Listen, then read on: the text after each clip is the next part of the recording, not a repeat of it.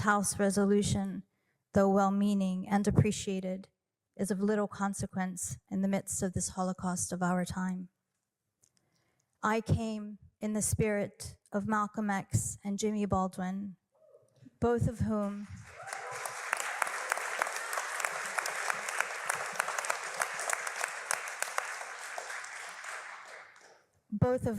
stood here and in Cambridge before I was born, facing finely dressed, well-spoken monsters who harbored the same supremacist ideologies as Zionism, these notions of entitlement and privilege, of being divinely favored or blessed or chosen.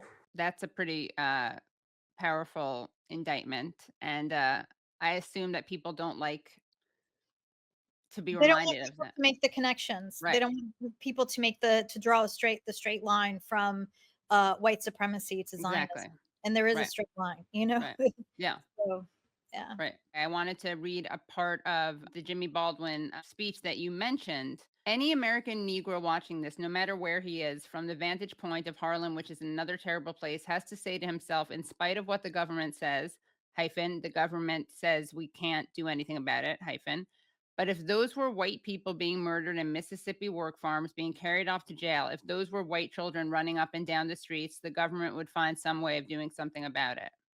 Just reminded me of this, of a, comparable, like, indictment of just a undeniable double standard.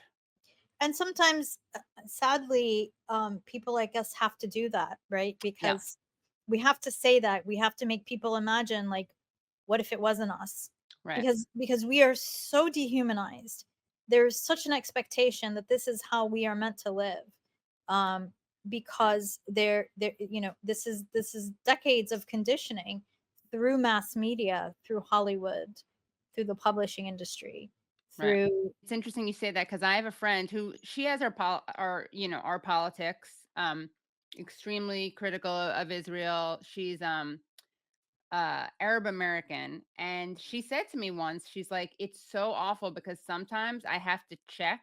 I have to be like, wait, this is really bad what they're doing, right? And she to check that it really is she imagines it being done to Jews. Wow. And she's not self-loathing. She's not quiet about this. She's as like open as you are, but even so, it's like, it's so ingrained. And that is, again, like the whole point of, what on earth is the point of historical, like, precedent? The whole point of history is learning from its mistakes, not repeating them. I mean, it's just such a violation of all those people who were killed, like all their memories, to just use that to say we're going to do something like that to other people.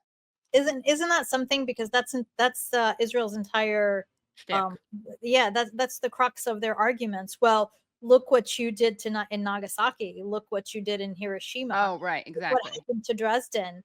And Native Americans, etc. Like this happens in the world, right? Like, I mean, what are they going to say next? Well, look at the Holocaust. Yeah, exactly, like, right. Waiting for them to say that. They're literally invoking every horrific chapter in human history, not in the context of never again, but as a precedent to emulate. Like, that's the irony.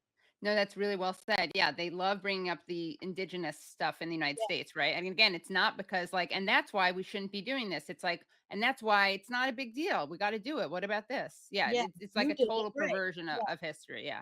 And then their other thing is that they say, they don't say it overtly because they don't want to admit that this is a genocide. But of course, the whole premise of Israel is, while they were founded, and like they gave the reparations that Germany gave them, they didn't give them to survivors in Israel. Like, they gave it to the government, and they built things with it and worked on their, like, atomic program with it, which is so sick. The survivors are, like, among the poorest of the poor. Right. And they called them soap, like sapon, which is like a reference to the myth. I mean, it's not true, but a reference to, like, the claim that Nazis turned them into soap. I mean, that's how disdainful they were of them. And then we have one more part that they censored. And I also came to speak directly to Zionists here and everywhere.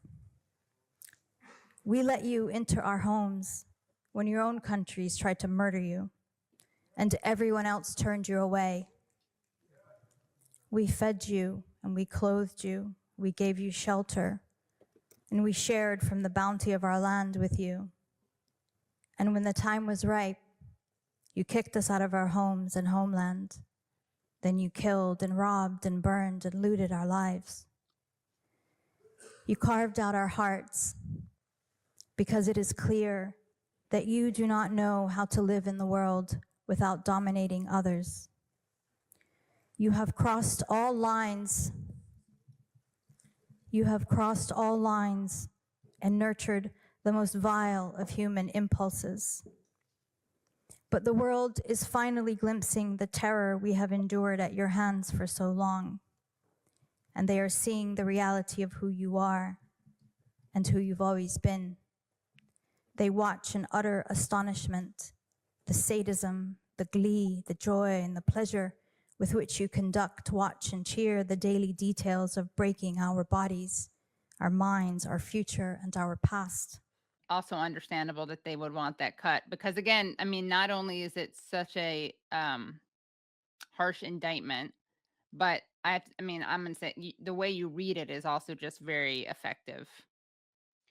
And I think, but and so part of the, like I said, I think that they would have been happy for most of the speech to be deleted, or all of it. But the problem too, and part of the harm is that the Oxford Union put out a statement insinuating that they edited it because of for legal issues, like I had, as if I had said something that was illegal or eh, I don't know, or Right. something so egregious, or you know what I mean, that it would that would constitute a legal challenge And get them in trouble, allegedly. That's their Mhm. claim. Okay, Yeah. yeah. You know, another thing, by the way, is that I interviewed Haim Sheath the other day, who, of course, was arrested, the 79-year-old son of Holocaust survivors, who's a very outspoken critic of Israel, who was arrested for saying that Israel was not going to be able to defeat Hamas or Hezbollah, and that is a crime. Like in England, they consider that pro-terrorism speech. And then Miko Peled said something during the debate, and they're trying to get him in Yeah. trouble Yeah. because he said something that I think he said Hamas or the people on October 7th were not terrorists but freedom fighters, and that, I guess, is also considered Yeah. under the terrorism laws. That's also illegal. Apparently, yeah, it's incredible. And so they actually stopped his speech at that point, and they gave the president a challenge, saying that this is, you know, under blah blah blah code, Right. that this is illegal.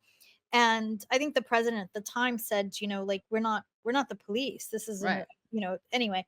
And Miko continued, but of course they embargoed his speech for legal liability. Right.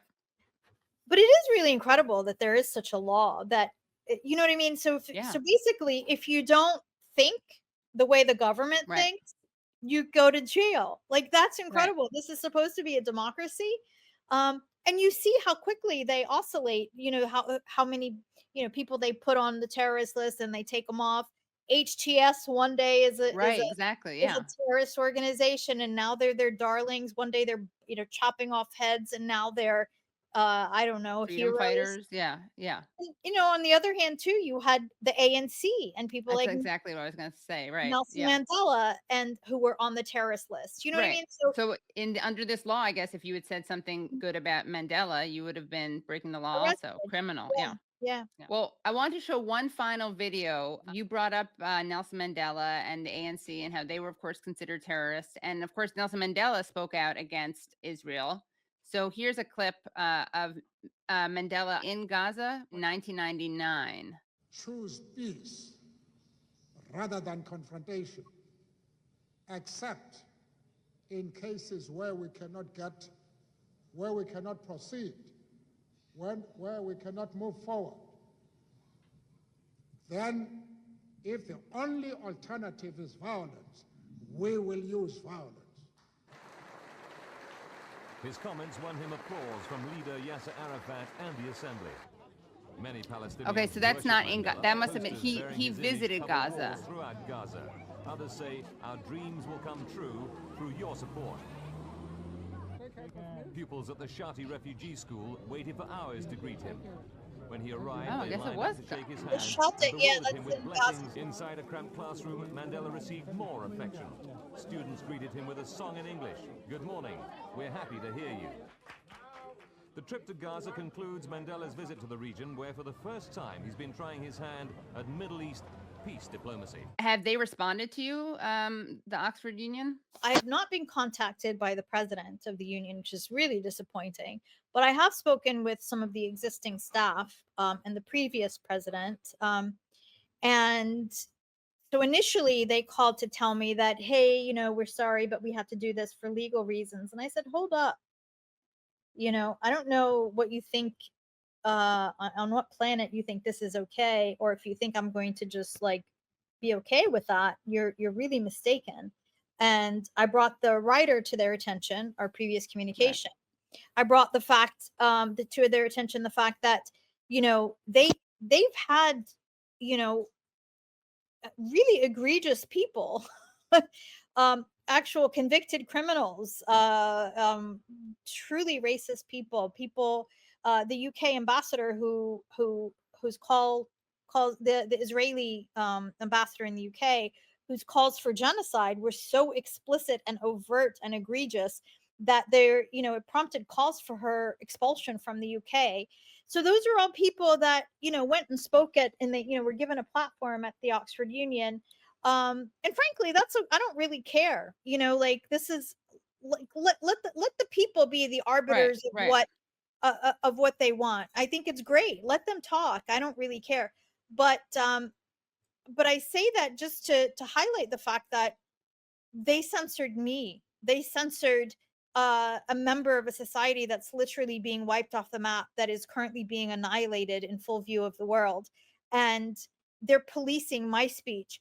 And it is unprecedented. They have never done this, as far as I know, in any other debate. And if you can imagine, like, during when Malcolm X gave his speech, I'm sure there were white supremacists who objected. And can you imagine if somebody then edited that speech that we all now go back and listen to? I mean, it's a real crime against the historic record, and which is really, like I said, it's really important to me as a student of history, to have an intact record to go back to. Right. Yeah. It Yeah. is. It's like a stealth edit, which is like it's so dangerous. It's when like you're supposed to, when you edit, you're supposed to acknowledge it at the bottom, right? And you say, Mhm. this has been update, whatever, but this is pretty sneaky.